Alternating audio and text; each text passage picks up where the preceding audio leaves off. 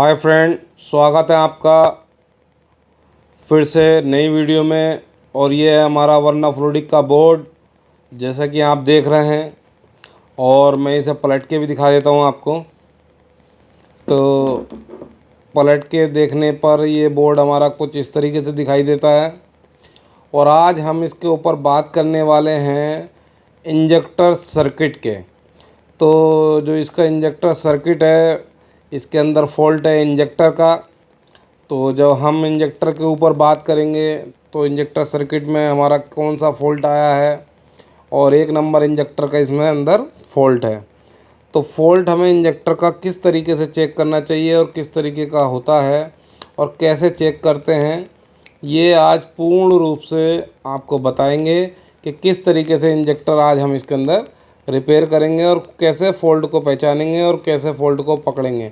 अगर आपके पास गाड़ी नहीं है और कोई बंदा बोलता है कि सर मेरा ईसीएम है, इसके अंदर इंजेक्टर की दिक्कत है और इतने नंबर का इंजेक्टर मेरा काम नहीं कर रहा, तो आपको कैसे फ़ॉल्ट ट्रेस करना है और कैसे पकड़ना है। क्योंकि ईसीएम रिपेयरिंग करते समय हर बार आपके पास गाड़ी भी नहीं होती है। तो उस कंडीशन में हम ईसीएम को कैसे रिपेयर करते हैं और किस तरीके से ट्रेस करेंगे कि हमारा इंजेक्टर कौन सा ख़राब है। तो फ्रेंड, मैं दिखाता हूँ आपको इंजेक्टर सर्किट। तो इंजेक्टर सर्किट में हमारा जो है, ये हमारा इंजेक्टर सर्किट है, यानी कि ये सारा इंजेक्टर सर्किट है हमारा। तो ये जितना भी हमारा सर्किट आता है ये सारा इंजेक्टर सर्किट में आता है। तो हम इसके अंदर सबसे पहले चेक करने का मैं तरीका बता दूं कि हमें जब भी चेक करते हैं तो मल्टीमीटर को हमें बीप मोड पर रखना है। जैसा कि आप देख रहे हैं कि मल्टीमीटर हमारा बीप मोड पर रखा है। और यहाँ पर हमें जो है रेड प्रोब हमें ग्राउंड पर लगानी है। जैसे कि अब हमने ग्राउंड पर रेड प्रोब लगा ली है इस तरीके से। और अब हम चेक करेंगे यहाँ पर इंजेक्टर सर्किट के मॉसफेट पर कि मॉसफेट पर वैल्यू क्या आ रही है। तो जब हम यहाँ पर पहली पिन पर लगाते हैं तो यहाँ पर रीडिंग हमारी कुछ ना कुछ बननी चाहिए। तो अगर हमें यहाँ पता नहीं लग रहा है कि इसकी रीडिंग कितनी बन रही है, तो हम दूसरे मॉसफेट पे सेम चेक करेंगे, क्योंकि इसकी वैल्यू उसकी वैल्यू सेम आनी चाहिए। यहाँ पर आ रही है हमारी 11-25, तो यानी कि यह मॉसफेट सही है, सही काम कर रहा है और इसका पीछे से इंजेक्टर सर्किट पूर्ण रूप से काम कर रहा है। हमारा काम नहीं कर रहा है तो वह एक नंबर है। जैसे कि आप देख सकते हैं यहाँ कोई भी रीडिंग नहीं आ रही है, या यहाँ कोई दूसरी गलत रीडिंग आएगी तब भी ये ख़राब होगा। अब हम चेक करते हैं 3 नंबर इंजेक्टर। तो 3 नंबर इंजेक्टर पे भी हमारा 11, 25, 27, 26। इस इंजेक्टर को चेक करते समय कोई 8-10 की रीडिंग ऊपर नीचे हो तो चलेगी, मगर इससे ज़्यादा हो तो नहीं चलेगी। अब हम चेक करेंगे चौथे नंबर का इंजेक्टर। तो जैसे मैं इंजेक्टर का नाम ले रहा हूँ वही इंजेक्टर सर्किट कहलाएगा। 1, 2, 3, 4 इसमें ऐसा होता है। गाड़ी में 13-42 का फंडा होता है तो वह अलग होता है। तो यहाँ पर चौथे नंबर का इंजेक्टर सर्किट भी हमने चेक कर लिया है, जहाँ पर हमारी 11-35 रीडिंग आ रही है। तो हमारा दिक्कत है 1 नंबर इंजेक्टर सर्किट में, जिसकी वैल्यू हमारी जो है कुछ नहीं आ रही है। अब अगर हम उसकी अगली छोर पर लगाते हैं, अगली पिनों पर, तो ये तीनों पिनें हमारी ग्राउंड बोलेंगी, बीप बोलेंगी। जैसे कि आप देख सकते हैं कि तीनों पिनें हमारी ग्राउंड बोल रही हैं। और बाकी की भी अगर हम चेक करते हैं तो बाकी की भी ग्राउंड बोलनी ही चाहिए। अगर बाकी की ग्राउंड नहीं बोल रही हैं और सब कुछ सारा सर्किट सही है तो हम चारों इंजेक्टरों को आपस में एक कॉमन, एक जैसा, एक समान चेक करेंगे। तो हमें चेक करने में आसानी हो जाती है, क्योंकि एक इंजेक्टर के सर्किट जो है वो इंजेक्टर आईसी तक जाता है। तो चारों इंजेक्टर का सर्किट चारों इंजेक्टर तक जाएगा। जैसे आप देख सकते हैं कि 3 नंबर पर 412 रीडिंग आ रही है, और 2 नंबर पर अगर मैं लगाता हूँ तो यहाँ भी 410, 411, 412 आएगी, और 1 नंबर पर भी सेम आएगी।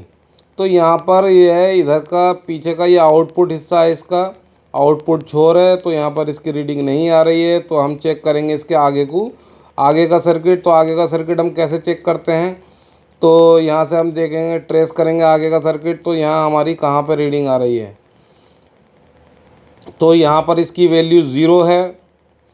तो यानी कि ये काम नहीं कर रही है रेजिस्टेंस। जैसे कि बीच वाली रेजिस्टेंस हमारी जो है 100 ओम्स के आसपास बनानी चाहिए बीप मोड पर रखने के बाद, मगर यहाँ पर ये काम नहीं कर रही है। तो यहाँ पर देखेंगे हम अगली काम कर रही है या नहीं। तो यहाँ पर देखते हैं तो 101 की रीडिंग आ रही है, यानी कि ये काम कर रही है। अब अगली चेक करते हैं 3 नंबर इंजेक्टर की। तो 3 नंबर इंजेक्टर की भी हमारी काम कर रही है। और 4 नंबर की देखते हैं तो 4 नंबर का जो हमें पता लगता है 4 नंबर भी हमारी काम कर रही है। मतलब ये 110, 11, 12, 90 भी हो तो चलेगी, और इस सर्किट को हम शॉर्ट कर देंगे तब भी ये चलेगा। आपस में इस मक्खी को यानी इस रेजिस्टेंस को निकाल दें और हम इसे शॉर्ट कर दें तब भी हमारा इंजेक्टर काम करना शुरू कर देता है। तो केवल ये इसी में होता है। तो फ्रेंड यहाँ पर आप देख सकते हैं इसमें रेजिस्टेंस को हम बाहर निकालेंगे, जैसा कि आपको पूर्ण रूप से दिखाई दे रहा है, और इसे फिर हम जो है चेंज करेंगे। तो फ्रेंड यहाँ पर हम जो है 1 नंबर इंजेक्टर के सर्किट की रेजिस्टेंस निकालेंगे, और इसके ऊपर और नीचे जो रेजिस्टेंस लगी होती हैं वह ख़राब नहीं होती हैं। एक पीएफ होता है और ऊपर वाली भी ख़राब नहीं होती है, और सर्किट हमारा हमेशा यही ख़राब होता है। जैसा कि आप देख सकते हैं यहाँ मैंने ये रेजिस्टेंस निकाल ली है। तो अब निकालेंगे हम दूसरे बोर्ड से। तो यहाँ पर चेक करेंगे हम सेम वैल्यू पर रेजिस्टेंस। तो यहाँ पर 100 वैल्यू इसकी आ रही है, यानी कि ये रेजिस्टेंस बिल्कुल सही है। तो इस रेजिस्टेंस को हम बाहर निकालेंगे और अपने ख़राब सर्किट में जहाँ ख़राब हुई है जो, उसे वहाँ पर हम चेंज करेंगे। तो यहाँ पर हम हल्का सा पेस्ट का इस्तेमाल करेंगे पहले जहाँ से हमने वो निकाली है, ताकि वहाँ लगाने में हमें आसानी हो। और जो वाइट कलर का आप ये देख रहे हैं उसे हम क्लीन भी करेंगे। तो जैसा कि आप देख रहे हैं कि ये वाइट वाइट सा लग रहा है, अगर हम इसे क्लीन कर देते हैं तो हमें रेजिस्टेंस लगाने में आसानी हो जाती है। तो इस तरीके से हमें सफाई कर लेनी चाहिए। तो निकालते हैं हम अपनी रेजिस्टेंस, और रेजिस्टेंस निकाल कर हम जो है उसके ऊपर लगाएंगे। ये रेजिस्टेंस हमने निकाल ली है, और यहाँ पर हम इस रेजिस्टेंस को लगाएंगे। जैसा कि आप देख सकते हैं कि यहाँ पर हम हीट गन की मदद से लगा रहे हैं। ये बहुत बारीक काम होता है, और अगर ये गलत लग गई और टच नहीं हुई तो ये काम नहीं करेगी। तो इसे हमने हल्का सा लगा के हिला लिया है, और ये हमारी पूर्ण रूप से नीचे शोल्डर से कनेक्ट हो चुकी है। तो इसकी चेक करेंगे हम वैल्यू। तो वैल्यू चेक करने के बाद हमें पता लग जाएगा कि हमारा रीडिंग सही आ रहा है या नहीं। तो यहाँ पर जो हमारी रीडिंग नहीं बन रही थी तो वह 11-20 बन चुकी है, यानी कि हमारा इंजेक्टर का सर्किट जो है वो कंप्लीट हो चुका है। और यहाँ पर ये फॉल्ट इंजेक्टर का हमारा दूर हो चुका है। तो यह हमने पूरा इंजेक्टर का सर्किट कंप्लीट कर लिया है। तो तीनों इंजेक्टर पे, तीसरे पे हम चेक कर रहे हैं, चौथे पे भी चेक करेंगे। तो इस तरीके से हमारा इंजेक्टर का सर्किट हम चेक करते हैं, और जो फॉल्ट होता है वह दूर कर लेते हैं। तो फ्रेंड यहाँ पर अगर इंजेक्टर के इस सर्किट में फ़ॉल्ट नहीं आता है तो यह फ़ॉल्ट आगे किस छोर पर जाता है मैं आपको वो भी दिखा देता हूँ। तो उसकी मैं रेजिस्टेंस दिखाता हूँ कि यहाँ से निकलने के बाद इस रेजिस्टेंस से वो है इस पे, और इसके आगे एक जो रेजिस्टेंस लगी है ये इसके ऊपर चला जाता है। और यहाँ से अगर इसे बोर्ड को हम पलटते हैं तो 2 इंजेक्टर की सर्किट हमारी ये लगी थी, और 2 की हमारी ये लगी है। तो 4 इंजेक्टर का सर्किट यहाँ कंप्लीट होता है, और यहाँ से सीधे ये हमारी इंजेक्टर आईसी में चला जाता है। जो इसके इंजेक्टर आईसी है वह हम आपको दिखा रहे हैं, ये इंजेक्टर आईसी है। ये सर्किट यहाँ से पास होके यहाँ चला जाता है, और इंजेक्टर का सर्किट कंप्लीट हो जाता है।